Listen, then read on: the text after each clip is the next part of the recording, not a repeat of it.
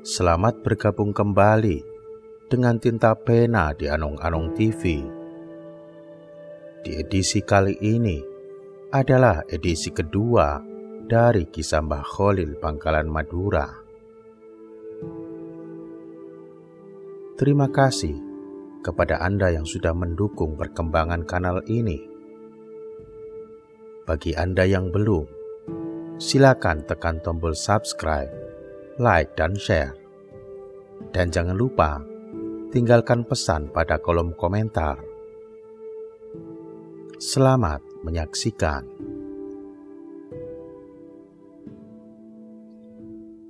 Syekh Kholil Bangkalan Madura, berkat kedalaman ilmu yang dimilikinya, beliau telah berhasil mencetak murid-muridnya menjadi tokoh, ulama, kiai, dan para pendiri pondok pesantren.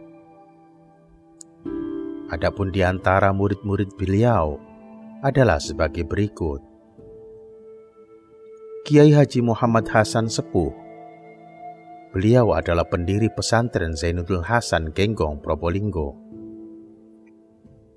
Kiai Hasyim Asy'ari, pendiri Nahdlatul Ulama, sekaligus pendiri pondok pesantren Tebuireng, Jombang.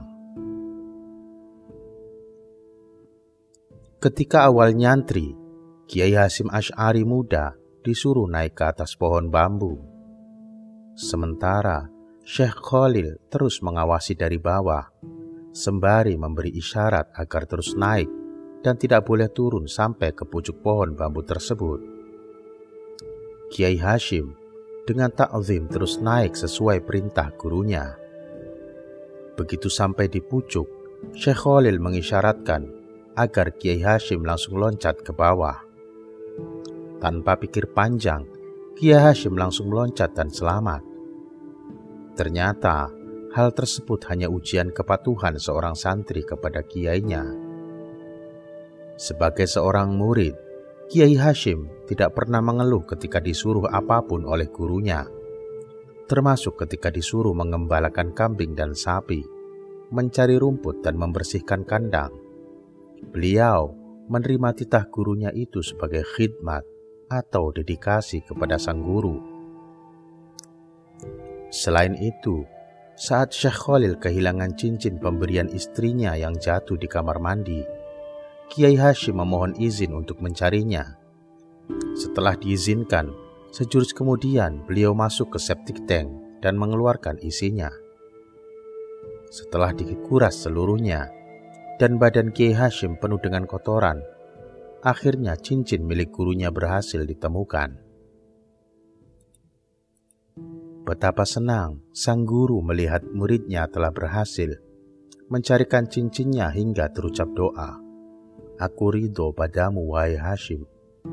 Kudoakan dengan pengabdianmu dan ketulusanmu, derajatmu ditinggikan. Engkau akan menjadi orang besar, tokoh panutan, dan semua orang cinta padamu. Murid selanjutnya dari Mbah Kholil adalah Kiai Haji Abdul Wahab Hasbullah, pengasuh pondok pesantren Tambak Beras, Jombang. Pada suatu hari di bulan Syawal, Syekh Kholil memanggil semua santri dan memerintahkan agar penjagaan pondok diperketat, karena tidak lama lagi akan ada macan masuk ke pondok. Sejak itu, setiap hari semua santri melakukan penjagaan yang ketat di pondok pesantren. Hal ini dilakukan karena di dekat pondok pesantren ada hutan rimba, sehingga khawatir jika ada macan muncul dari hutan tersebut. Setelah beberapa hari, ternyata macan yang ditunggu-tunggu tidak juga muncul. Pada minggu ketiga, Syekh Kholil memerintahkan para santri untuk berjaga ketika ada pemuda kurus tidak terlalu tinggi dan membawa tas koper seng masuk ke komplek pondok pesantren. Begitu sampai di depan rumah Syekh Kholil, pemuda itu mengucapkan salam. Mendengar salam pemuda tersebut, Syekh Kholil justru malah berteriak memanggil para santrinya. "Hai santri, santri, "Macan, macan, ayo kepung, jangan sampai masuk ke pondok." Mendengar teriakan Syekh Khalil, serentak para santri berhamburan membawa apa saja yang bisa dibawa untuk mengusir pemuda tersebut. Para santri yang sudah membawa pedang, celurit, tongkat mengerubuti macan yang tidak lain adalah pemuda itu. Muka pemuda itu menjadi pucat pasi kesakutan. Karena tidak ada jalan lain, akhirnya pemuda tersebut lari meninggalkan komplek pondok. Karena tingginya semangat untuk nyantri ke pondok yang diasuh oleh Syekh Khalil, keesokan harinya pemuda itu mencoba memasuki pesantren lagi. Meskipun begitu, dirinya tetap memperoleh perlakuan yang sama seperti sebelumnya. Karena rasa takut dan kelelahan, akhirnya pemuda tersebut tidur di bawah kentongan yang ada di musola pesantren. Ketika tengah malam, dirinya dibangunkan dan dimarah-marahi oleh Syekh Khalil. Meski demikian, setelah itu dirinya diajak oleh Syekh Khalil ke rumahnya dan dinyatakan sebagai salah satu santri dari pondok yang dipimpin beliau. Sejak itu, pemuda tersebut resmi sebagai santri pondok. Pemuda yang dimaksud itu adalah Abdul Wahab Hasbullah yang menjadi salah satu pendiri Nahdlatul Ulama. Murid lainnya adalah Kiai Haji Bishri Sansuri, pengasuh pondok pesantren Denanyar, Jombang. Kiai Haji Manaf Abdul Karim, pendiri pondok pesantren Lirboyo, Kediri. Kiai Haji Maksum, pendiri pondok pesantren Al-Hidayat Lasem, Rembang. Kiai Haji Munawir, pendiri pondok pesantren Al-Munawir, Krapyak, Yogyakarta. Kiai Maksum Lasem, Rembang. Dalam buku Manaqib Maksum Lasem diceritakan bahwa suatu hari Syekh Khalil Bangkalan meminta santrinya untuk membuat kurungan ayam jago, sebab akan datang jagoan dari tanah Jawa ke Bangkalan. Keesokan harinya, datang seorang pemuda bernama Muhammadun, nama Mbah Maksum, waktu muda. Oleh Syekh Khalil, pemuda itu diminta masuk ke dalam kurungan ayam yang telah dibuat santrinya. Dengan penuh ta'zim, pemuda itu pun masuk dan duduk berjongkok dalam kurungan ayam jago. Syekh Khalil kemudian berkata kepada santri-santrinya, "Inilah yang kumaksudkan sebagai ayam jago dari tanah Jawa, yang kelak akan menjadi jagoan tanah Jawa." Pada awal nyantri, Mbah Lasem malah disuruh mengajarkan alfiyah kepada santri-santri Syekh Khalil di dalam kamar yang tidak ada penerangnya. Mbah Maksum hanya nyantri selama 3 bulan. Ketika hendak pulang, Mbah Khalil memanggilnya seraya mendoakannya dengan doa sapu jagat. Saat Mbah Maksum melangkah pergi beberapa meter, beliau dipanggil kembali oleh Syekh Khalil, lalu didoakan dengan doa yang sama. Hal ini terjadi berulang hingga 17 kali. Murid selanjutnya yaitu Kiai Haji Bisri Mustafa, pendiri pondok pesantren Raudhatut Thalibin, Rembang. Kiai Haji Nawawi, pengasuh pondok pesantren Sidogiri, Pasuruan. Kiai Haji Ahmad Siddiq, pengasuh pondok pesantren As-Siddiqiyah, Jember. Kiai Haji As'ad Syamsul Arifin, pengasuh pondok pesantren Salafiyah Syafi'iyah Asem Bagus, Situbondo.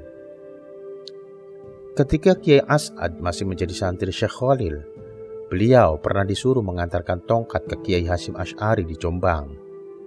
Di lain hari, beliau disuruh mengantarkan tasbih kepada Kiai Hasyim juga.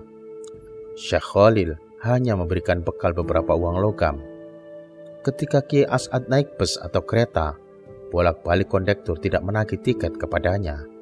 Demikian pula, ketika akan menyeberangi Selat Madura, seseorang tiba-tiba mengajaknya naik ke kapal bersamanya secara cuma-cuma. Setelah turun dari kapal, beliau kembali ditawari naik kendaraan ke Jombang. Beliau menerima tawaran ini dengan rasa syukur. Ki As'ad yakin hal ini karena doa dan barokah dari sang guru melalui uang logam yang diberikan Syekh Khalil. Santri selanjutnya adalah Kiai Haji Abdul Majid, pendiri pondok pesantren Mambaul Ulum Bata-Bata, Pamekasan. Kiai Haji Toha, pendiri Pondok Pesantren Bata-Bata Pamekasan. Kiai Haji Abi Suja, pendiri Pondok Pesantren Asta Tinggi, Kebunagung, Sumeneb. Kiai Haji Usmuni, pendiri Pondok Pesantren Pandian, Sumeneb. Kiai Haji Zaini Munaim, Paiton, Probolinggo. Kiai Haji Khazin, Buturan, Sidoarjo. Kiai Haji Abdul Mubarak, pendiri Pondok Pesantren Suryalaya, Tasikmalaya. Kiai Haji Mustafa, pendiri Pondok Pesantren Macan Puji, Blambangan. Kiai Haji Asy'ari, pendiri Pondok Pesantren Darut Tolabah, Wonosari, Bondowoso. Kiai Haji Sayyid Ali Bafaqih, pendiri Pondok Pesantren Lolowan Barat, Bali. Kiai Haji Ali Wafa, Tempurejo, Jember. Kiai Haji Munajat, Kertosono, Nganjuk. Kiai Haji Abdul Fatah, pendiri Pondok Pesantren Al-Fatah, Tulungagung. Kiai Haji Zainul Abidin, Kraksaan, Probolinggo. Kiai Haji Zainuddin, Nganjuk. Kiai Haji Abdul Hadi, Lamongan. Kiai Haji Zainul Rashid, Kironggo, Bondowoso. Kiai Haji Karimullah, pendiri Pondok Pesantren Curah Damai, Bondowoso. Kiai Haji Muhammad Thohir Jamaluddin, pendiri Pondok Pesantren Sumbergaya, Madura. Kiai Haji Hasan Mustafa, Garut. Kiai Haji Raden Fakih, Mas Kumambang, Gresik. Kiai Haji Bahar, Sidogiri. Kiai Khalil sering disebut sebagai Maha Guru. Hampir banyak kiai atau ulama Nusantara pernah menimba ilmu kepada beliau. Seperti halnya Hadratus Syekh Hasyim Asy'ari, pendiri dan pengasuh Pondok Pesantren Tebu Ireng, Jombang. Kiai Haji Abdul Karim atau Mbah Manap, pendiri dan pengasuh Pondok Pesantren Lirboyo.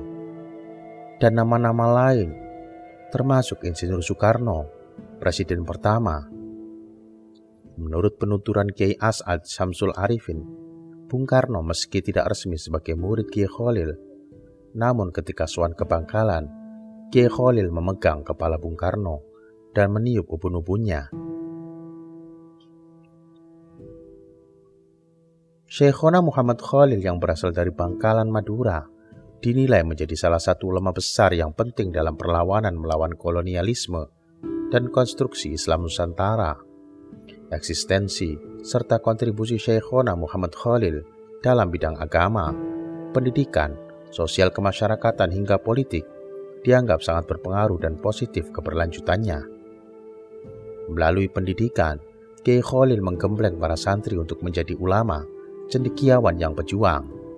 Beliau juga menjadi salah satu penentu berdirinya salah satu organisasi Islam keagamaan terbesar di Indonesia, yaitu Nahdlatul Ulama. Adapun karya-karya dari beliau adalah sebagai berikut. Al-Matnu Asy-Syarif yang berisi panduan fikih ibadah.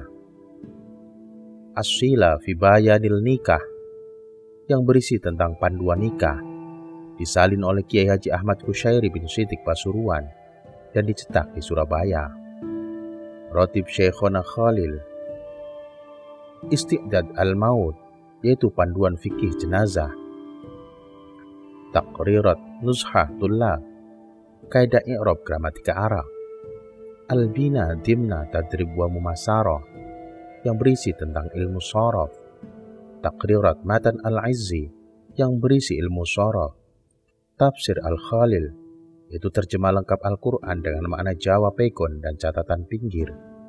Mukhtasar fikih ibadah, lengkap dengan makna Jawa pegon. Buku khutbah, memuat 1 khutbah Jumat dan 2 khutbah untuk 2 hari raya.